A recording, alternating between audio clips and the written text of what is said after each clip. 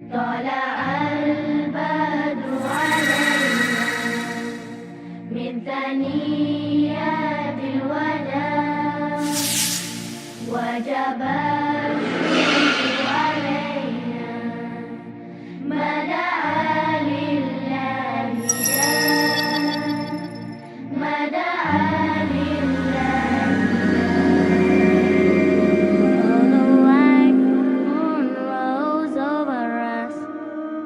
From the valley of Wada, and we owe it to show gratefulness, where the call is to Allah, where the call is to Allah. And I'm sure probably some of you have heard this story before, so I apologise. I'd lit a candle, I had the window open, I had the curtains drawn, I was trying to get that really spiritual feeling. It was a nice summer night in Melbourne, as summer as it can get in Melbourne.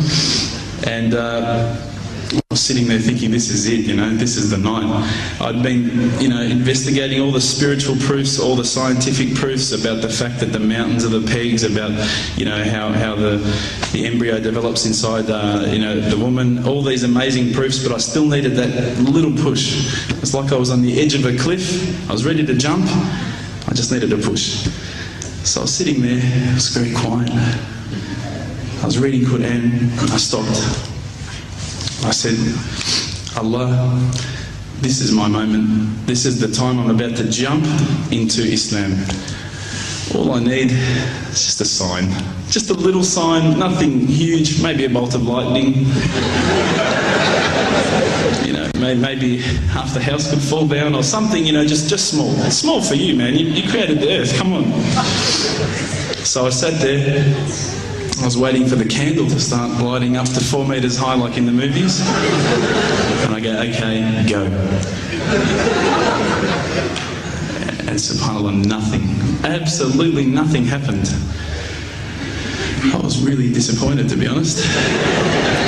So I sat there and I said, Allah, this is your chance. I'm here. I'm not going nowhere. I'll give you another chance. Okay, maybe you were busy. I know it's daytime over the other side of the world. There's a whole lot of stuff going on. Maybe this time it could just be like a car backfiring. Something small. All right, half the house, the candle. Let's forget that.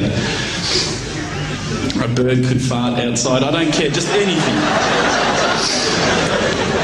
So I said, okay, go. And subhanAllah, absolutely nothing happened. And I mean, I couldn't have even said, oh, that was it. That creak just then in the wall, that was it. Absolutely nothing happened. I was really disappointed. I was gutted. I was sitting there thinking, this is it, this was my last chance, Islam, and I haven't found it.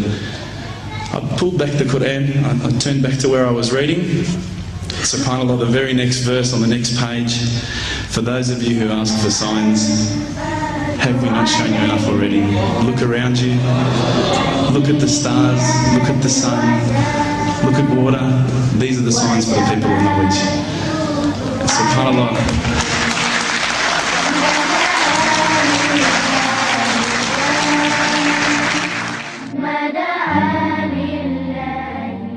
إن في السماوات والأرض لآيات للمؤمنين وفي خلقكم وما يبث من دابة آيات لقوم يوقنون واختلاف الليل والنهار وما أنزل الله من السماء من رزق فأحيا به الأرض بعد موتها وتصريف الرياح آيات لقوم يعقلون تلك آيات الله نتلوها عليك بالحق فبأي حديث بعد الله وآياته يؤمنون.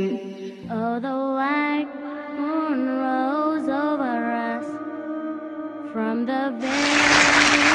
I threw the doona over my head and I pretended I was asleep. I was that scared because I couldn't believe how arrogant I'd been to want my own specific sign when all the signs had been there for me all along.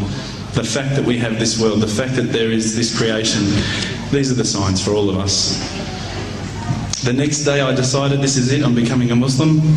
I've been investigating Islam now for probably about 6 months, to be honest. I went in and I said to myself, this is it, I'm going to make shahada. I had no idea what I had to say, I had no idea what the words were. It was probably close to Isha prayer, so it would have been, 7, 8 o'clock at night. I went in and I couldn't believe it, there was about 1,000 people at the mosque. I thought, subhanAllah, look at this religion. Look at how strong they are. It was the first night of Ramadan.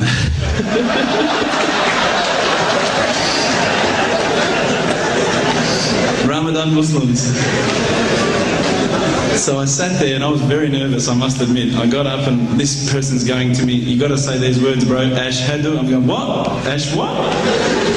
Can't I just say it in English? No, they say, no, you've got to say it in Arabic. And I thought, looked out over the sea of beards that I could see in front of me, and I thought, if I get these words wrong, I'm a dead man again. I had this fear, And they were staring at me, and I don't know if you know this, but Australians can't stare. Lebanese people can stare. So I was sitting there, I was very scared. I got up, and subhanAllah, as soon as I started to say the words, all fear went out of my mind. It felt as though a shower was inside my head and someone had just turned on the cold tap. Felt like I'd been flushed clean. I said the words, and I wasn't expecting so many brothers to come up and yell, Takbir, Allahu Akbar, and start kissing me and hugging me. Now, I'd never been kissed by that many men in my life.